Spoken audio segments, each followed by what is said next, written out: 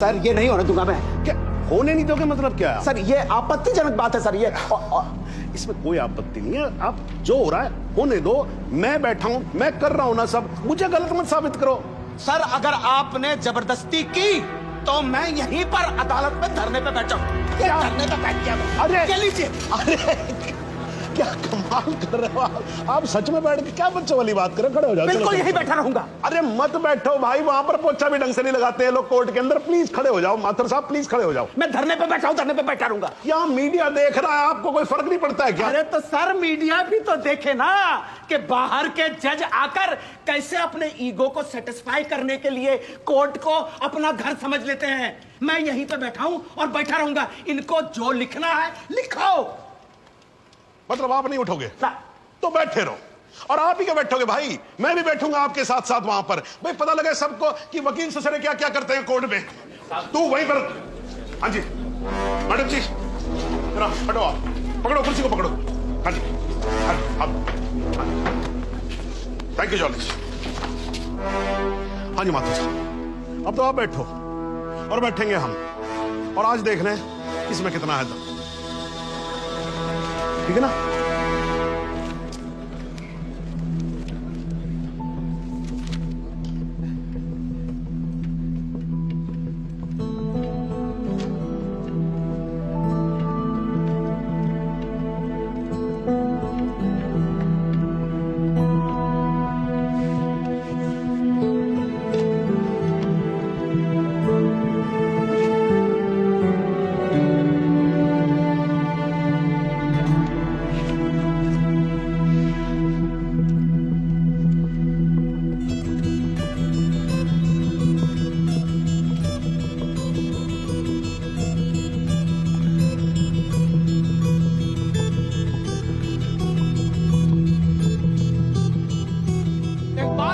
Case में आज court में जो कुछ भी हुआ वो शायद भारतीय न्याय व्यवस्था के इतिहास में पहली बार हुआ होगा। एक विटनेस की हाजिरी कराए जाने को लेकर डिफेंस लॉयर प्रमोद माथुर और जज सुंदर लाल त्रिपाठी के बीच तीखी नोकझोंक हुई और वो दोनों एक दूसरे के खिलाफ कोर्ट रूम में ही धरने पर बैठ गए। और अब देखना यह है कि ये दोनों इस तरह कब तक धरने पर बैठे रहते हैं। सर, माथुर साहब का जवाब नहीं है सर। पिछले 5 घंटे से धरना देकर बैठे हुए। अब कमाल की बात यह है सर, वहीं भट्ट का बयान तक रिकॉर्ड होने नहीं दिया। अब तो जज साहब को आगे की डेट देनी पड़ेगी, फिर तो जॉली वकील भी नहीं रहेगा।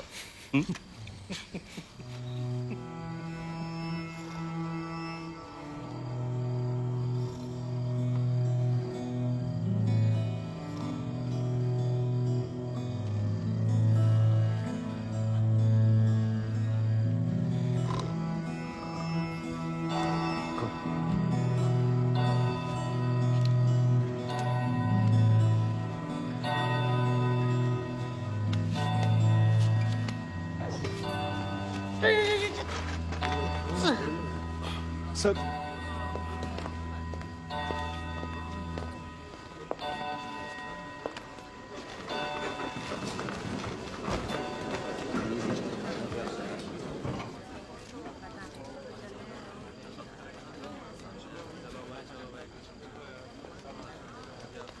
चलो वकील साहब, कश्मीर चले।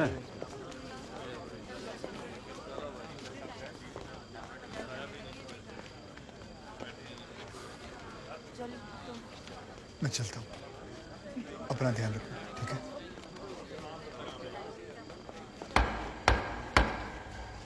The court resumes. आप सब लोग बैठ जाइए, और भाई जरा कोर्ट में शांति बना के रखिएगा। श्रीमान, इट इज मिडनाइट 12। आप हमें अगली कोई भी डेट।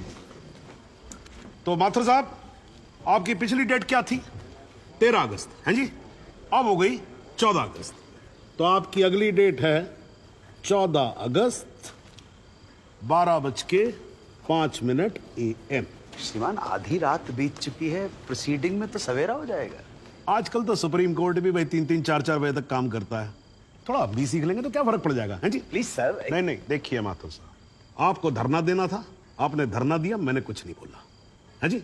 अब आपको वॉकआउट करना है तो आप वॉकआउट कर सकते हो, लेकिन आज ही की रात फ़हीम भट्ट की स्टेटमेंट यहां रिकॉर्ड होगी।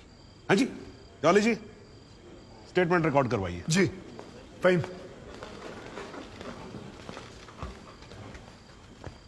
जनाब, बहुत बहुत शुक्रिया। फ़हीम साहब को बताओ क्या क्या हुआ था। जनाब, इस इनकाउंटर से कुछ महीने पहले हमने एक इंटेलिजेंस रिपोर्ट भेजी थी सिंह साहब की टीम को, जिसमें एक कश्मीरी मिलिटेंट इकबाल कादरी के डिटेल्स थे जो यहाँ लखनऊ में छिपा था।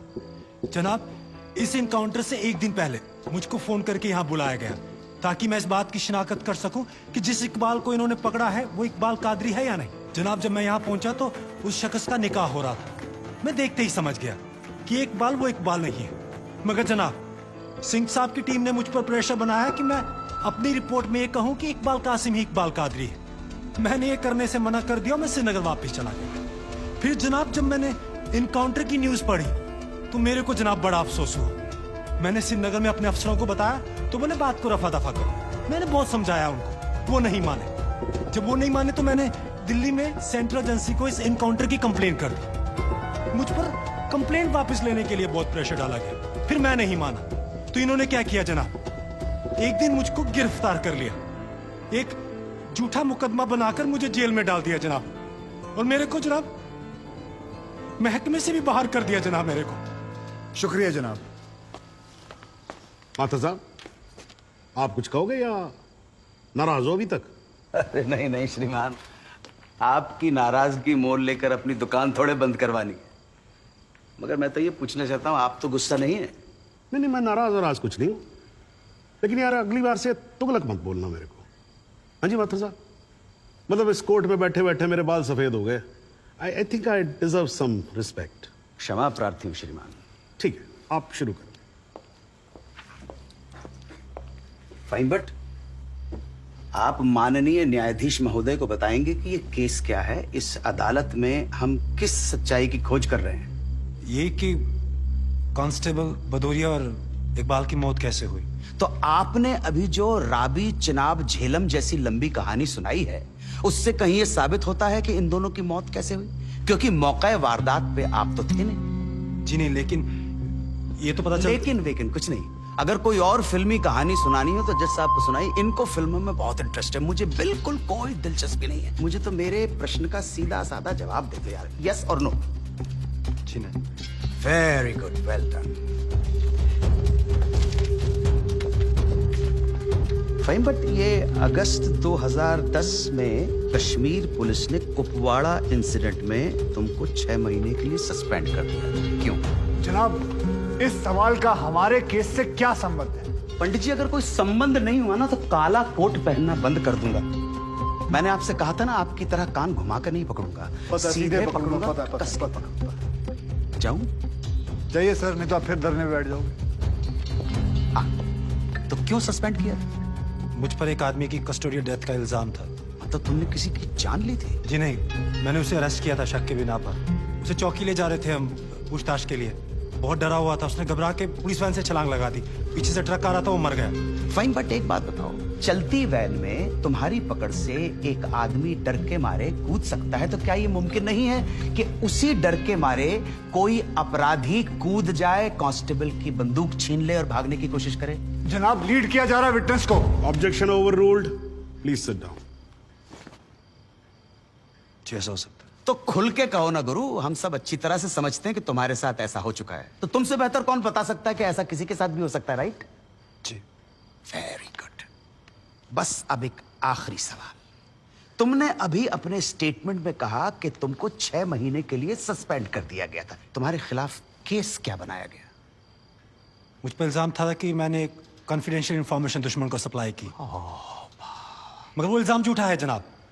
जनाब, मुझे जेल में इसलिए डाल दिया गया क्योंकि मैंने इस मामले की कंप्लेंट सीबीआई को कर दी थी। ये तो तुम कह रहे हो ना, तुम्हारे कहने से मुकदमा झूठा नहीं हो जाएगा और तुम निर्दोष साबित नहीं हो एक मिनट जाओगे। जनाब,